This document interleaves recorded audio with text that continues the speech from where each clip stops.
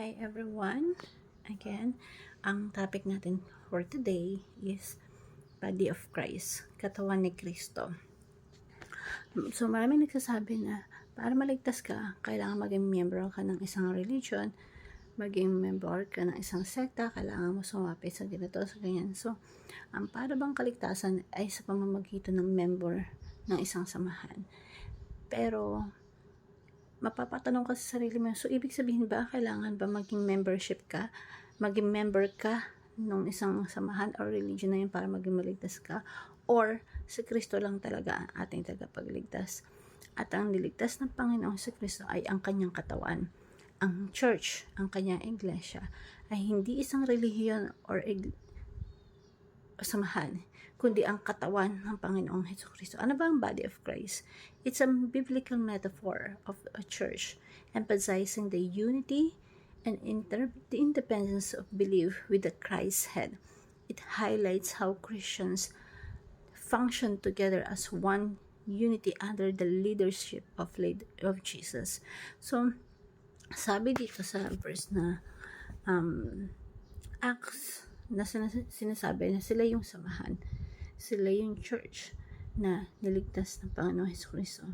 So, kailangan mo maging member nun para maligtas ka. Pero sabi dito sa verse na to, keep watch over yourself in all the flock of which the Holy Spirit He made to overseers and shepherds of the church of God, which is brought with His own blood. So, sinasabi, ito lang yung tinubos ng dugo ng Panginoong Hesukristo. Na, kailangan maging malinaw natin, yung sinasabing church ay tinatawag na body of Christ, katawan ni Kristo, na kahit sinong tao sa mundo, basta nanampalataya sa ating Panginoong Hesukristo at maging miyembro ng kanyang katawan, maging miyembro ng Church of God, kahit walang pinahimihan documents at hindi dumapit sa isang religion, ang pananampalataya sa Panginoong Hesukristo, automatic, ikaw ay part ng church ng God. So, ang Church of God is not a religion. Hindi ito asosasyon o samahan o grupo ng mga tao or sekta. Ito ay katawan ng Panginoong Hesukristo na kahit sino sa atin, kahit saan ka pa nag-church, ano pang pinupuntahan mo, kapag nanampalataya ka sa ating Panginoon sa Kristo, pabilang ka na sa kanyang katawan.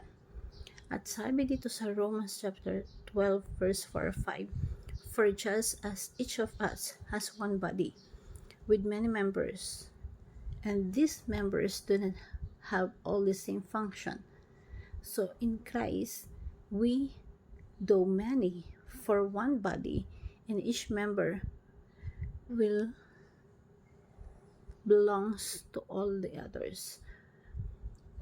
So, kung paano yung katawan ay binubuo ng iba't ibang bahagi na may iba't ibang gawain ito, pero nabubuo sa isang katawan ni Kristo at bahagi ng isa't isa.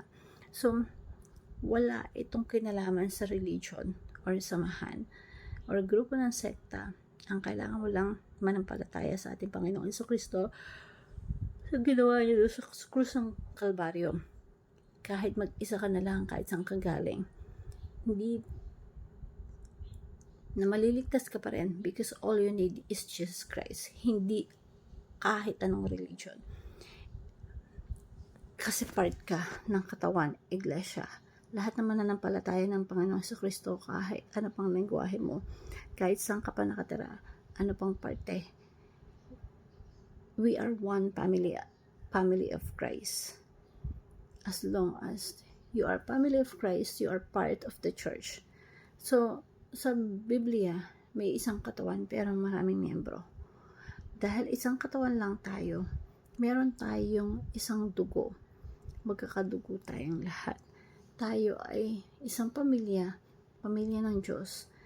At yung dugong nanalaystay sa atin ay walang iba kundi ang dugo ng ating Panginoon sa Kristo, sapagkat ang dugo ng Panginoon sa Kristo yun yung nagbubuklod sa ating lahat upang mag-miyembro ng isang pamilya. At yun ay pamilya ng Diyos, walang kinalaman sa religion. Ang religion or pag-anib sa sekta ay kailanman hindi naging dahilan para tayo maligtas. Hindi ang pagiging miyembro ng anumang sekta dahil umalip ka lang sa isang samahan, dahil pumirma ka lang sa isang document ng membership, ligtas ka na. No? Naging pamilya ka ng Diyos, it's because of the Lord Jesus Christ. Yung paniniwala, yung faith mo sa Kanya. Kahit sino ka pa, kahit saan ka pa, kahit ikaw lang mag-isa sa mundo, yung faith mo sa Kanya. Yun ang tinatawag na Iglesia ni Cristo or Body of Christ. Magkakapamilya tayo kahit ano pang sekta na meron ka. Kahit saan ka pang some part pa ng mundo. We are ambassador of Christ. Ano ibig sabihin nun? Ambassador of Christ. Kasi ang ibig sabihin nun, isang pamilya tayo. Walang sekta, walang religion. It's a family, katawan ni Kristo. Pangalawang meaning ng body of Christ is we are ambassador of Christ. Pag sinabi ambassador of Christ, si Jesus Christ kasi meron siyang katawan. 2,000 years ago, pinanganak siya bilang tao. Pero bago siya umalis, umakyat sa langit, meron siyang disipulo. Sinugo niya bilang ambassadors. At ang paganda dito, kinatawan ni Kristo. Kaya pag tinignan natin dito sa verse na to, sa 2 Corinthians 5:20, we are therefore Christ's ambassador, as though God were making his appeal through us. We implore you as Christ's behalf, be reconciled as God. So, ambassador of Christ. Ambassador, kinatawan ni Kristo. Si Jesus, kinatawan niya tayo. Nire-represent natin ang Panginoong Jesucristo dito sa broken rule sa mundong ito. At ang mensahe natin, makipagkasundo sa Diyos. Reconcile to God. At bilang ambassador of Christ, yung mga pamilya natin na malayo sa Panginoon, kaibigan natin na malayo sa Panginoon, na hindi nakakakalala sa Kanya, at nakadepende lang sa sarili na ng kalooban, we want them to hear the message that we have to reconcile to God, manumbalik sa Diyos, and dahil katawan tayo ng Panginoong Jesucristo, the body of Christ, we continue the word of Christ. Kung ano pa yung sinimula niya 2,000 years ago, yun ay pinagpapatuloy ng katawan ng Panginoong Jesucristo. Kasi si Jesus, yung physical na katawan niya, umakyat na sa langit. Yung naiwan dito sa lupa is yun yung magpapatuloy ng ginawa na ating Panginoong Jesucristo, na sinimulan na ating Panginoong Jesucristo. That's why tinatawag yung church, tinatawag na body of Christ. Maraming miyembro, magkakaiba ng function pero isa ng rule. I-build the body of Christ. I-build yung paramihin dito sa mundo, i-saturate yung mundo, i-discipulate yung buong bansa, hanggang sa yung buong mundo magkaroon ng mga taong sumasamba sa ating Panginoong Jesucristo. And that is the purpose and the missions of the church. So, we belong to one body, body of Christ. Kaya,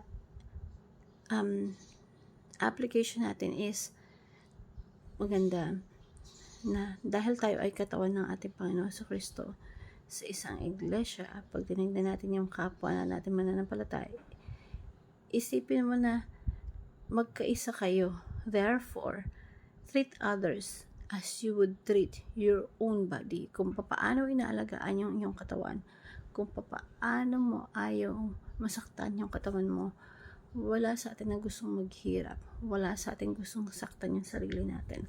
Gusto natin wala sa atin na gustong problemahin yung sariling katawan. So, wala sa atin yung papabayaan yung sarili or hindi aalagaan. Lahat tayo inaalagaan yung katawan.